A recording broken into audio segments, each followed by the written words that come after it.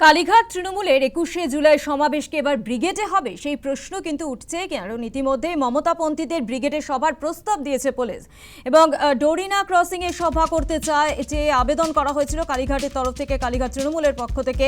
পুলিশের তরফে এখনো পর্যন্ত মেলেনি সেই অনুমতি। মেয়র রোডে সমাবেশ করবে ঋতব্রতপন্থীরা। কোথায় হবে কালীঘাট তৃণমূলের 21শে জুলাই সভা, এখনো কর্মসূচি নিয়ে ধোঁয়াশা রয়েছে। আরও একবার জানাই যে কালীঘাট তৃণমূলের 21শে জুলাই সমাবেশকে ব্রিগেডে হবে, কারণ মমতাপন্থীদের ব্রিগেডে সভার প্রস্তাব পুলিশের। ডোরিনা ক্রসিংয়ে সভা করতে চেয়ে আবেদন, পুলিশের তরফে এখনো মেলেনি সেই অনুমতি। অন্যদিকে মেয়র রোডে সভা করবে ঋতব্রতপন্থী তৃণমূল কংগ্রেস। কোথায় হবে কালীঘাট তৃণমূলের 21শে জুলাই সভা, এখনো কর্মসূচি নিয়ে ধোঁয়াশা কিন্তু রয়েছে।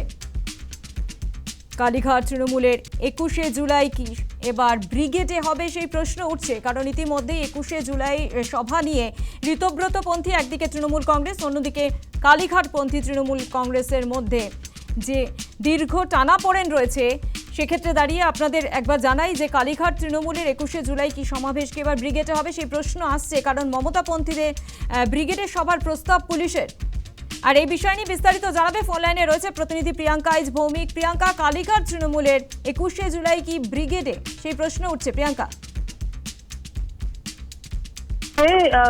মুখ্যমন্ত্রী শুভেন্দু অধিকারী তিনি কিন্তু কটাক্ষ করে বলেছিলেন বিধানসভার ভেতরে কালীঘাটপন্থী তৃণমূলদের যে 21শে জুলাই তারা ব্রিগেডে কেন করবেন না, ব্রিগেডে করতে পারেন, এই প্রস্তাব কিন্তু মুখ্যমন্ত্রীর তরফ থেকেই এসেছিল।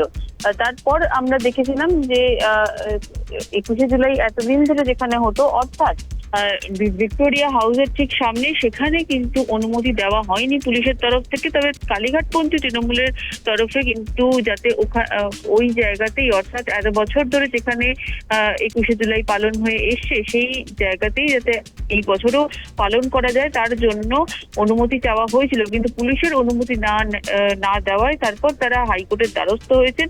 আগামী শুক্রবার সেই নিয়ে মামলার শুনানি রয়েছে হাইকোর্টে। তবে তার আগে যে বিকল্প চাওয়া হয়েছে, যেটা সূত্র মারফত জানা যাচ্ছে, কালীঘাটপন্থী তৃণমূলের তরফ থেকে ডোরিনা ক্রসিং এর জায়গাকেও কিন্তু বিকল্প জায়গা হিসাবে বলা হয়েছে। কিন্তু সেই নিয়েও কোন রকম যে অনুমতি, সেই অনুমতি কিন্তু পুলিশের তরফ থেকে এখনো পর্যন্ত দেওয়া হয়নি বলে সূত্রের খবর।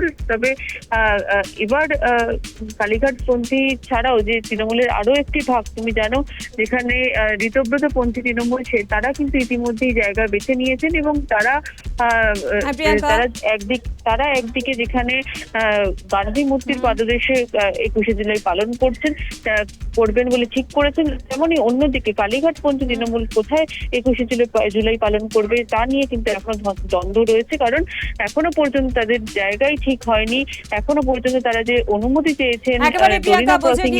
ইতিমধ্যে একটা প্রশ্ন উঠে আসছে যে কালীঘাট তৃণমূলের 21শে জুলাই সমাবেশ কি এবার ব্রিগেডে হবে। আপাতত ধন্যবাদ প্রিয়াঙ্কা তোমায়।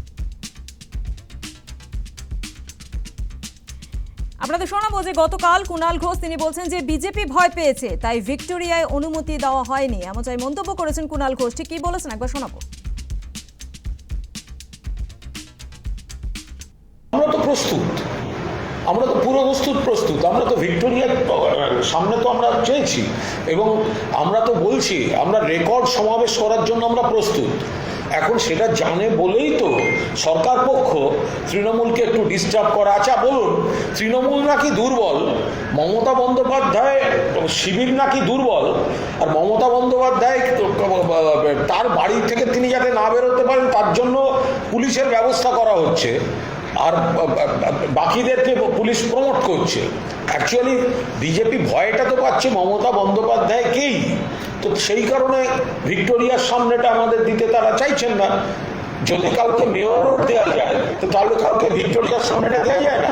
8 বেলার জন্য একটা রাস্তার অর্ধেক আমরা যদি নিই তাতে কার কি সমস্যা আছে? ওই জায়গায় গণহত্যা হয়েছে, তো এখন ওনারা তো ঠিক করছেন যে ওদের বি টিমকে ওনারা প্রমোট করবেন, তো বি টিমকে প্রমোট করার জন্য তৃণমূলকে ডিস্টার্ব করা হচ্ছে। আর এই বিষয় নিয়ে রাজ্যের মন্ত্রী দিলীপ ঘোষ তিনি কি বলেছেন শোনাবো।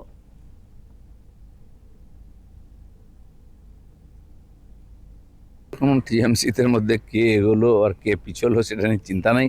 পুরো পশ্চিমবঙ্গকে যারা পিছিয়ে দিয়েছে তারা নিজেদের মধ্যেই কম্পিটিশন করতে পারে।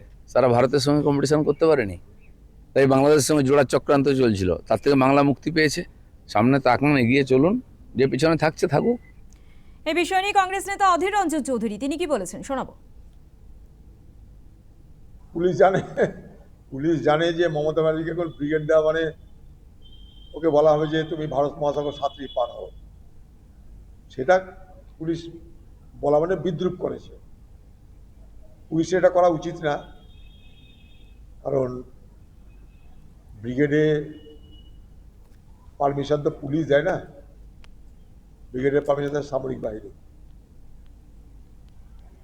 তো যাই হোক,